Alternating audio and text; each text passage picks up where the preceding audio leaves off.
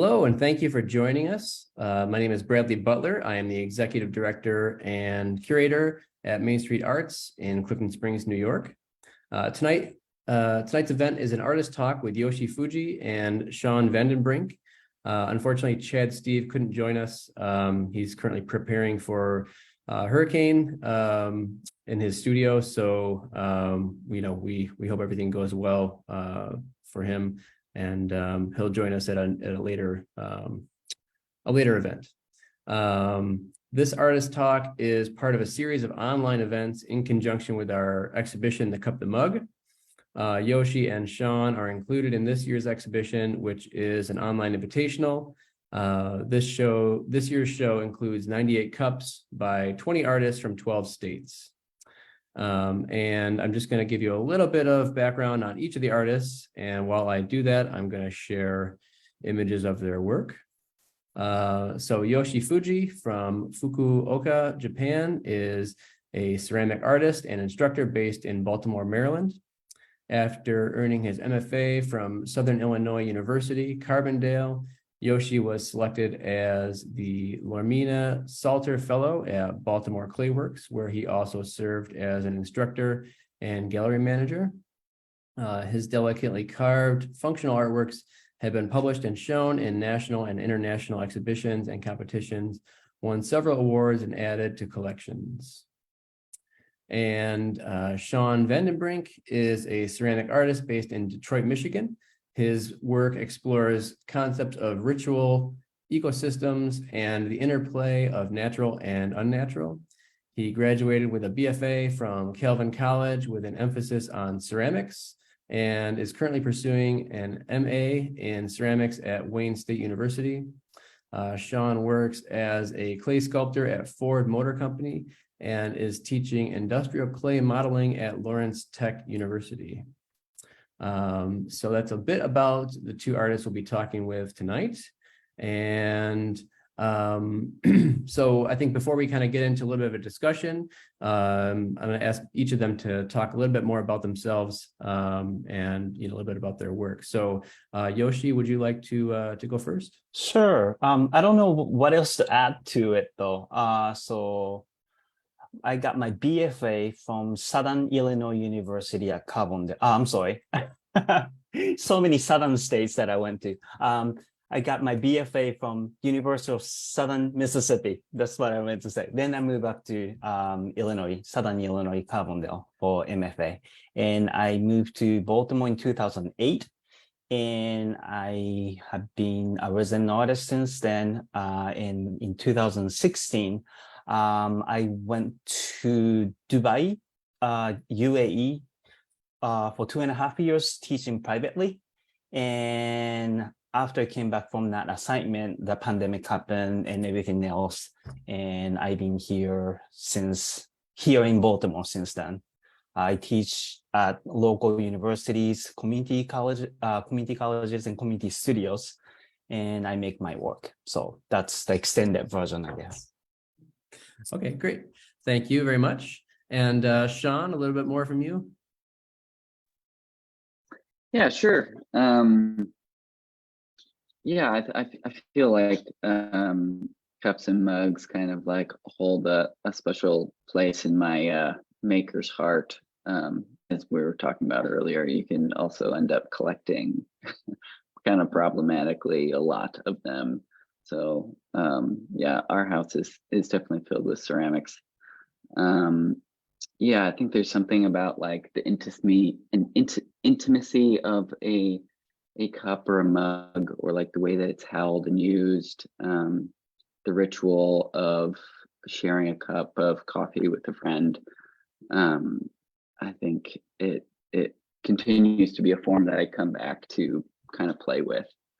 But yeah, a little bit about my trajectory to ceramic. I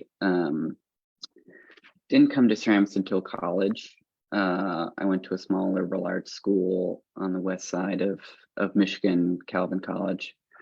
In my second year, my older sister, Jenna VandenBrink, by all rights, the real potter in my family, convinced me to take a ceramics course. And I quickly got hooked in. I think before that I was much more of a sports person, and like entered flow through being on a field or engaging in that way. Whereas when I got into the studio and was sculpting and working with my hands, I think that was an awakening of some other way of entering into that flow state. So yeah, and I really just enjoy like kind of the form function that ceramics kind of brings to the table. I think there was also like the way that it connects you to source. I think the way that you make a mug and you use a mug in the same way of like knowing where your food comes from, I think was this important journey for me of knowing where an object comes from.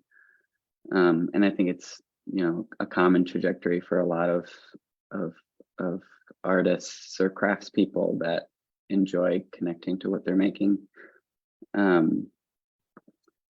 So yeah, I took more classes and switched to a BFA and with a concentration in ceramics. I moved back to Detroit, where I had grown up. There was a lot happening in the city. I think around that time, Patti Smith had done a call out to artists in New York saying, "Hey, move to Detroit. Don't be beholden to these really high rents, and so that you can make your art." And so there was a space and an opportunity, I think, that Detroit brought. And I was working for a nonprofit there, and they were kind of stabilizing the neighborhood, fixing up homes, getting them into getting families into them. And there was a big old house that had been foreclosed for a couple of years, and I kind of pitched an idea to them for an artist live workspace. So and they were really supportive in that idea, and they sold it to me, and I went about working on it and fixing it up and filling it up with folks. And we currently have 5 ceramics artists living here right now, and 2 were in this show last year, Alex Smith and Mark Vanderhyde, and there's another one, Anna Burke, who's in the show this year. So yeah, to like 2012, this would be that I also got a job as a clay sculptor for Ford. It's this kind of like collaborative process between designer and engineer and clay sculptor to make a physical model that you can then play around with the design with. So the clay model kind of becomes this like catalyst for the creative process of failing and trying new things, change. Really becomes like a collaborative space. So yeah, in that way too, like it's this position that is always in flux a little bit. Like we're moving towards more digital ways of doing things. If we can use VR, we'll use VR, but there's still always something about like the physical, the grounding that is still always really necessary. They kind of talk about it as like putting the humanity back into the design. They'll even use a term of love, like put the love into the surface. And so it's just interesting to me seeing these like sculpted to a fraction of a millimeter, these hard surfaces mixed with maybe something more organic or something that catches the light, sculpted in light. So that's always that kind of contradiction between the mechanical and human is kind of what ends up making its way into a lot of my work. Yeah, and that kind of turned me onto slip casting, and luckily a couple of my housemates are big slip casters. They kind of really filled in those education gaps for me. And I think I always kind of stuck my nose up at slip casting just because it felt like a little bit further from that human touch, but it's now become the more dominant way that I enter into my art practice. So yeah, that's most of it. Great. Well, I mean, so I think I would definitely want to come back to the, your job. I mean, I think that's really interesting. I'm sure that has an effect on your work. But also the kind of the live workspace. I mean, is there kind of a overall name for that, or is that just we just live together and work together? Or is there like is this an official kind of thing? Yeah, it's I mean, we call ourselves the Glastonbury Collective.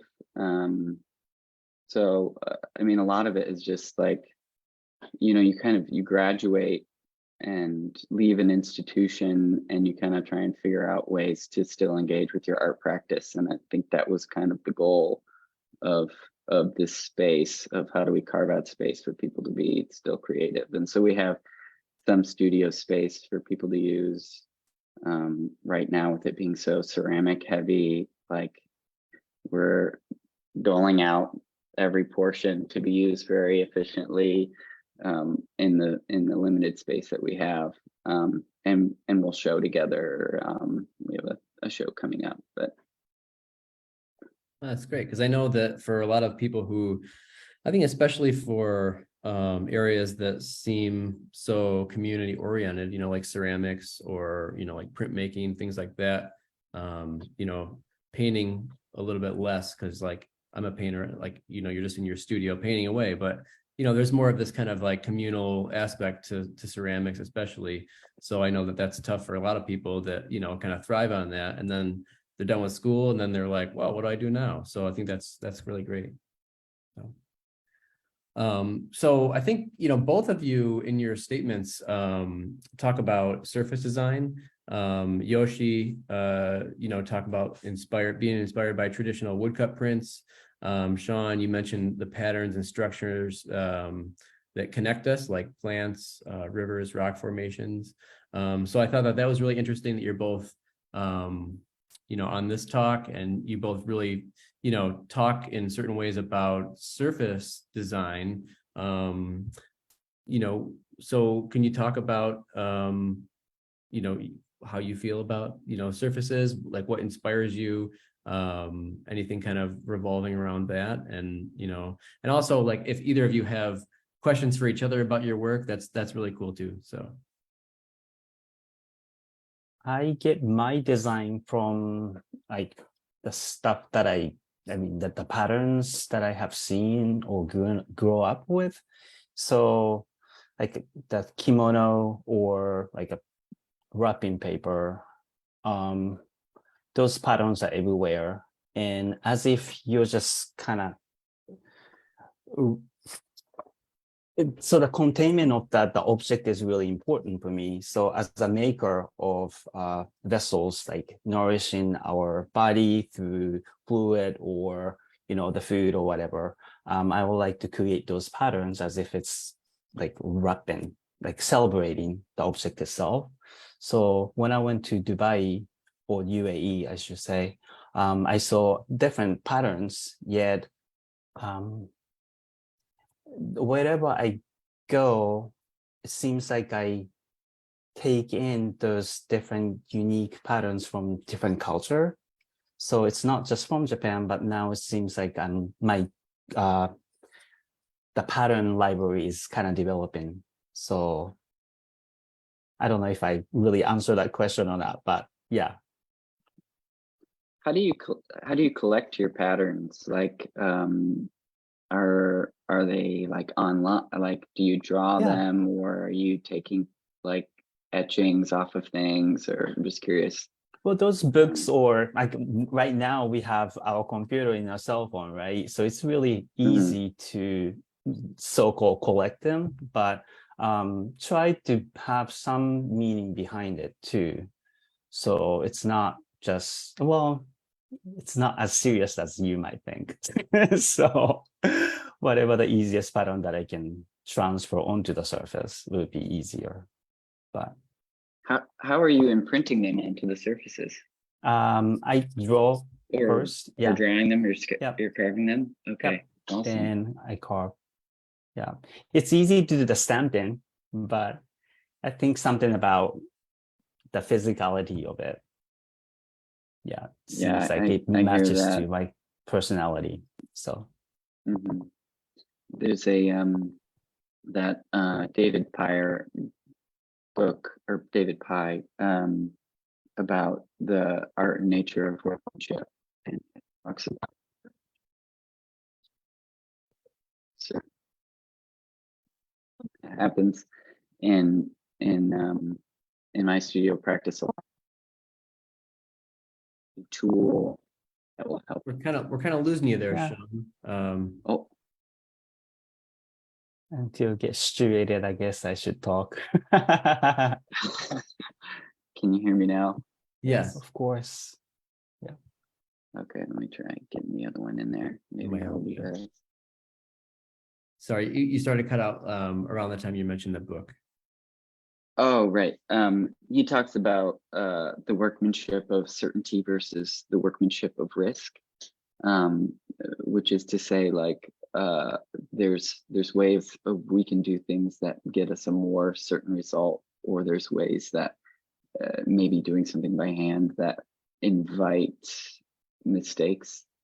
And it's I enjoy kind of the dance of that, and it's something that comes up in my workplace a lot, or in my studio practice, of when should I make a jig or something that I can repeat the use of something. Even just like a mold is one of those things that can allow you to repeat a surface over and over again.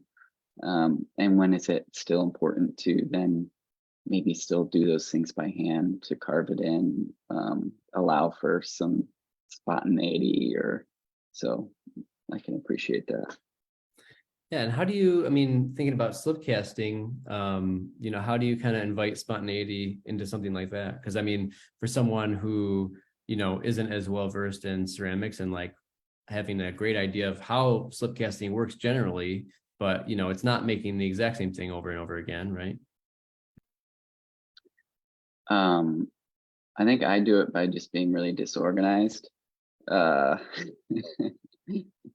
uh, Being really scatterbrained, and forgetting what's in what container. And so I almost never am using, like, I'm using a lot of stains, different colors. I'm very rarely using the same method to make another piece. And I really don't actually cast that. I wouldn't say I cast that many objects. I get back into making forms again in the wax.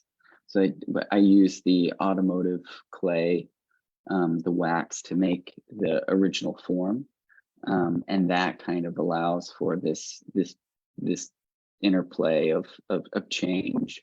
I can make an object and then assess it, draw on it, and then change the surfaces until I'm satisfied, and then I'll do another cast. Sean, the cloud cup or mug, the cup is cast, right? How about the cloud on the bottom? Is it also casted piece?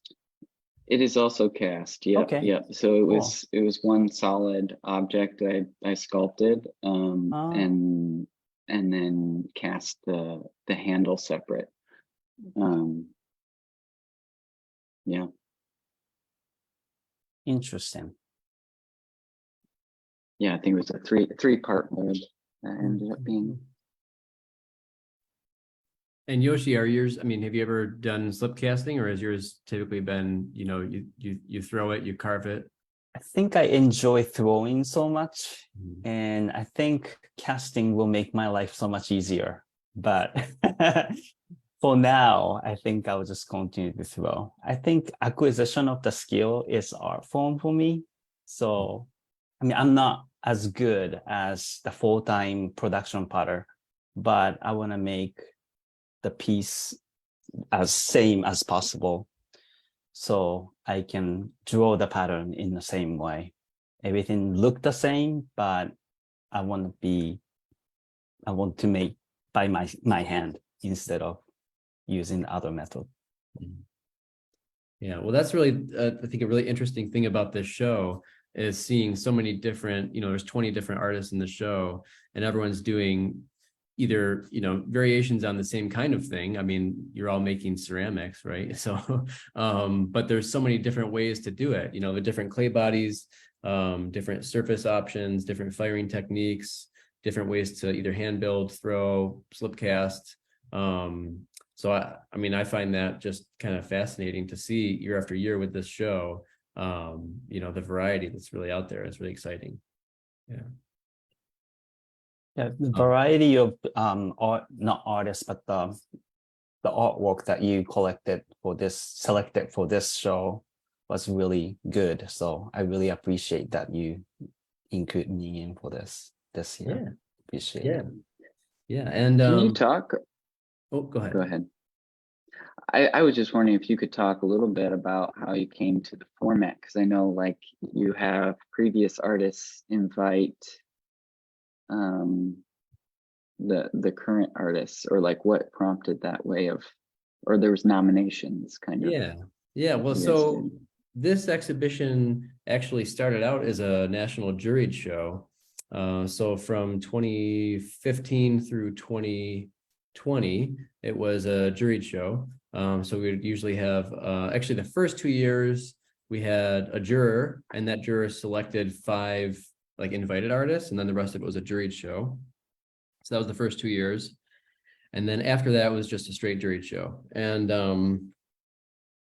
it was, really interesting to see how that would take form, but then we kind of wanted to try something new, and we also wanted to have more of each person's work, and we felt an invitational was kind of the best way to do that. So that kind of also coincided with a little bit of a change in the space at Main Street Arts. The space where we used to have the cup show happen is now part of our art resource library. So that happens on our second floor, which is where that exhibition space was. So we found that the online format was a really great way to do the show. I mean, a lot of people interacting with the cup show always happened online anyway. I mean, there are still people that come into Main Street Arts wanting to see the cup show this year, and then sadly we say, well, I know you want to pick up that cup, but you just can't, so you have to go online. I'm sorry.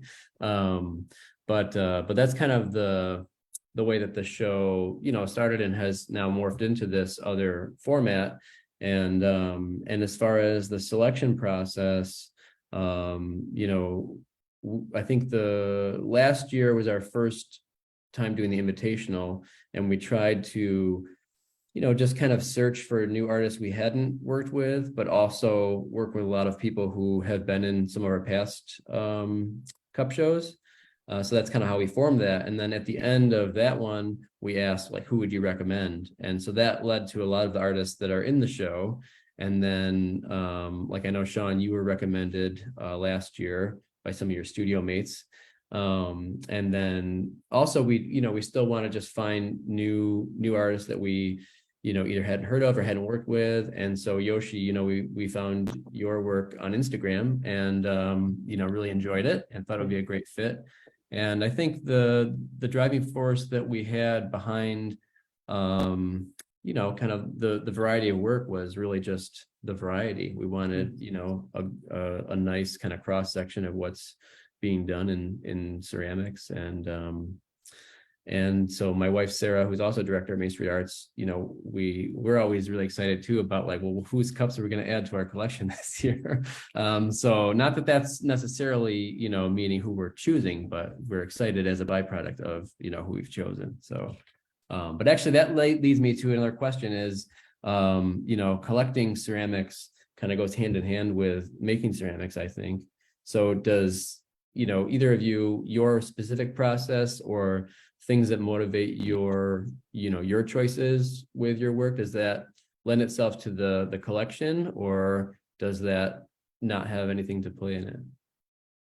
as a teacher, I try to purchase cups.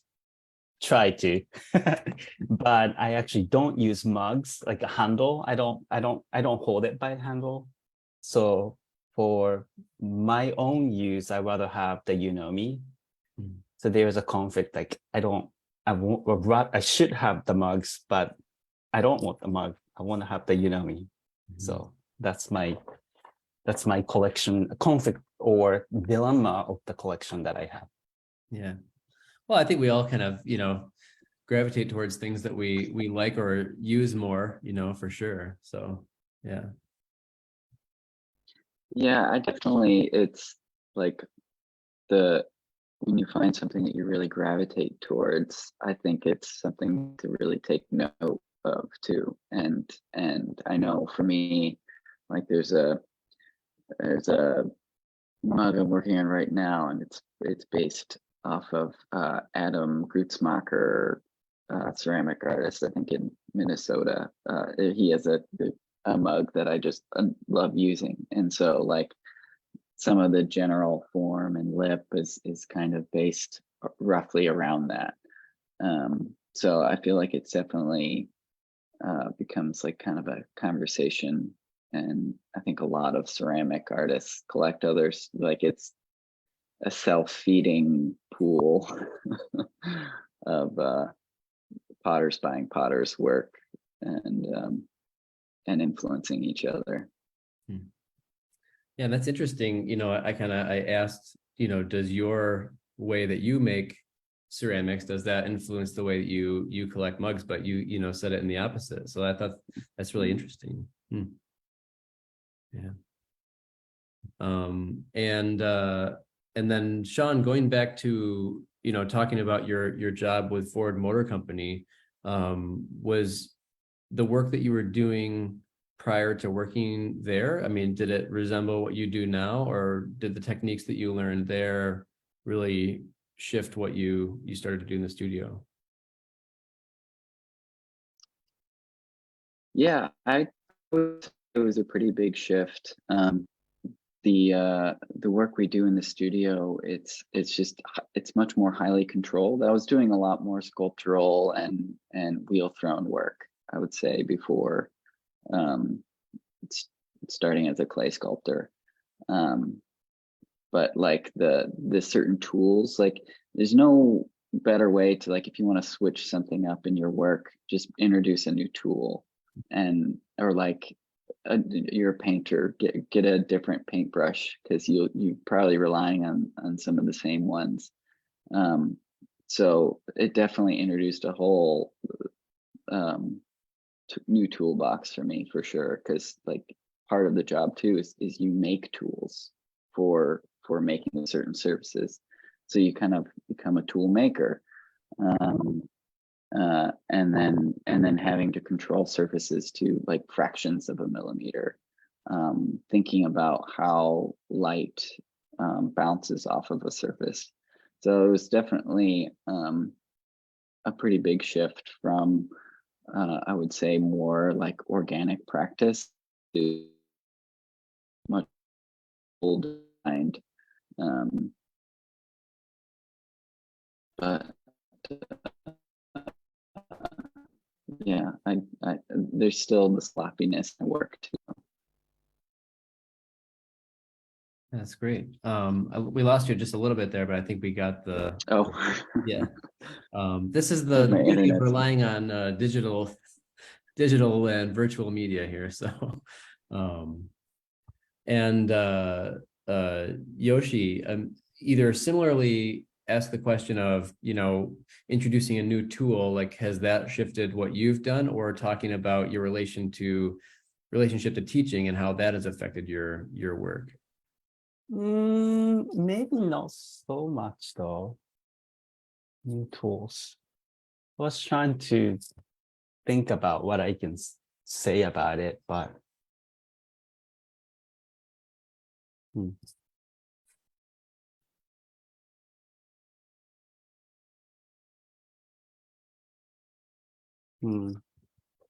really don't have much to say. Okay. Yeah. So Well, I guess like thinking about teaching, I guess more specifically, I mean, that kind of, we talked about after leaving college and leaving that community space. I mean, you're kind of connected in that in a different way as an instructor. I mean, is that, do you find that that feeds into your own studio practice? so my situation may be a little bit different from other folks because I was on a student visa and I have to like stay connected to either school or work immediately. So finding a residency or finding a job was the only option. I could not go back to, say, my parents' basement and open up my own studio. I did not have that choice. So luckily, when I applied for residency right after graduate school, Baltimore Clayworks took me in. So teaching, making work, and having a studio space was all came together. So So I'm still talking a little bit off, isn't it? I can't give you the answer that you're looking for. No, hey, the answer I'm looking for is whatever one you've got. I think that a good question to kind of end us on here is for each of you, what got you into working with clay in the first place?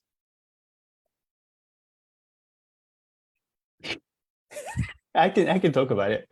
Sure. So the first college degree that I was getting was Spanish and anthropology. And especially anthropology, with my poor English skill, I could not really keep up with all the assignments, and my GPA was going like really bad. Then I decided to take ceramics class for fun, and that was an easy A. Then I got myself into it. So I'm not an artist. I wasn't really good at it when I was in high school or junior high. I'm not an artist at all, but I just happened to pick this up and I spent a lot of time on it and I got better. So that's how I got myself started with clay. Well, that's like definitely, I mean, a lot of people, that I talk to, it's either I've always been interested in clay or in art, and then I got into ceramics and it was just this natural thing, or it's something wasn't going right and I took a ceramics class and here I am, So, yeah. How about Sean? Yeah, I mean, I talked about it a little bit earlier, just like that that college class that you take and just getting the bug for it too, like because like a intensive practice. I mean, most of the studio arts, you spend so much just time in studio, and it's this thing where it's like take note of those things that you're gravitating to. Like something that I couldn't really deny was something I was really enjoying. I think it can be kind of tricky. Like I think I was in a pre-architecture program at the moment.